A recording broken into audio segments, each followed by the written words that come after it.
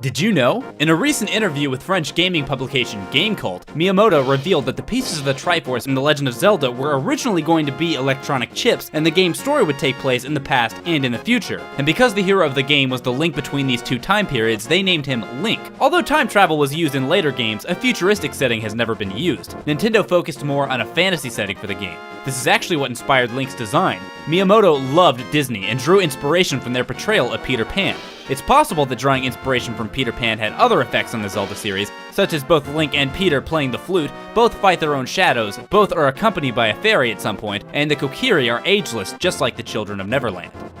The Zelda name had different origins. Miyamoto said that the princess's name came from Zelda Fitzgerald, wife of American novelist Francis Scott Fitzgerald, as she was a famous and beautiful woman from all accounts, and he simply liked the sound of her name. Before the Zelda name was chosen, the first game was simply known as Adventure by Nintendo's internal staff. One of the ideas for the game took advantage of the Famicom Disk System's ability to rewrite data. Players could actually create their own dungeons and have another player solve them. Nintendo even tested the idea and found actually playing the dungeons to be fun and focused on that instead.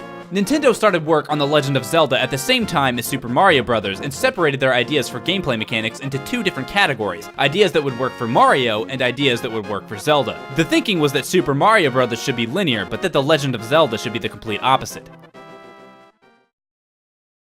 There's been a fair amount of controversy in the Zelda series, most of it revolving around religion. The series deals with a lot of religious subject matter, and because Nintendo had policies acting against religious references in video games, many aspects of the games were censored in their Western releases. The most notorious religious censorship in the Zelda series is probably the removal of an Islamic chant from the Fire Temple in Ocarina of Time. The chant was in the original release of the game, but was removed from later versions. The same goes for the original Gerudo symbol, which was visually similar to the star and crescent symbol, often used in the Muslim community. A Link to the Past had several changes from its Japanese counterpart. The game's name was changed because it contained the word gods. When translated, the Japanese title is The Legend of Zelda Triforce of the Gods. The Hylian language was changed because the Japanese version contained Egyptian hieroglyphics, and a tile was redone in the Eastern Palace, presumably because it resembled the Star of David. The Loyal Sage's name was also changed, as he was referred to as a priest in the Japanese version, and the Sanctuary was originally referred to as a church. The original Zelda was also censored. The Book of Magic was originally named Bible, and although this was censored, the cross on the book wasn't removed, nor was the Christian cross on Link's shield.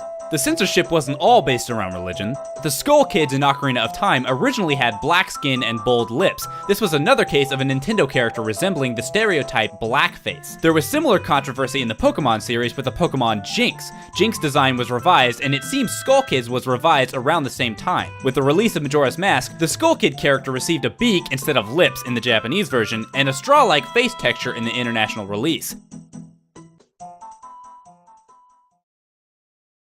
Majora's Mask and Ocarina of Time share many in-game assets. This was a result of Nintendo reusing the game engine and art style from Ocarina of Time when they developed Majora's Mask. Though it was an efficient way to create a new game, it led to some inconsistencies. When they were creating Romani Ranch in Majora's Mask, they reused the archway from Kakariko Village in Ocarina of Time. And because it's unaltered, when translated from Hylian to Japanese, the sign reads, "Welcome to Kakariko Village." Speaking of Majora's Mask, there's a cryptic nod to it in The Wind Waker. During the Phantom Ganon mini-boss, Ganon shoots energy balls at you, then deflects them back with his sword. The sword he's using is engraved with Hylian text that reads Zubora Gabora, the names of the two blacksmiths from the Snowhead Mountain in Majora's Mask. According to Nintendo, Majora's Mask and Wind Waker are on different branching paths of the Zelda timeline, so this is likely just an Easter egg.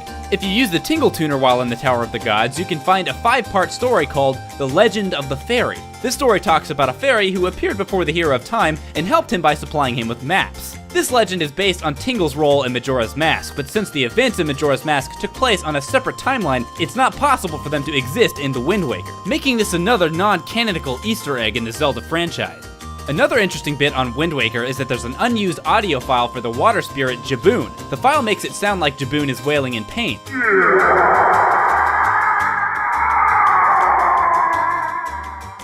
We know that Ganondorf tries to kill Jaboon, so this audio file could be from an earlier build of the game where Ganondorf was successful in killing Jaboon, or at least managed to hurt him.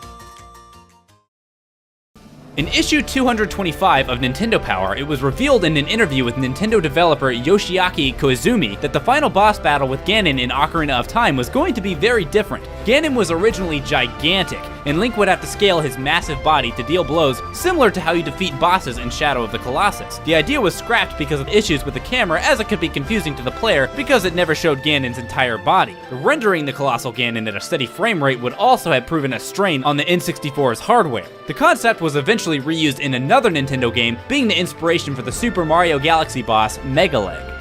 That's all for today, but don't forget to subscribe to us on YouTube and follow us on Facebook and Twitter. Make sure you also check out didyouknowgaming.com, where we post gaming trivia every single day. If you liked this video, then check out our other videos. And if you like stupid videos, then feel free to check out some of mine. You can check out one of my Zelda videos here, or you can check out my gameplay channel, where I also do a lot of Zelda stuff.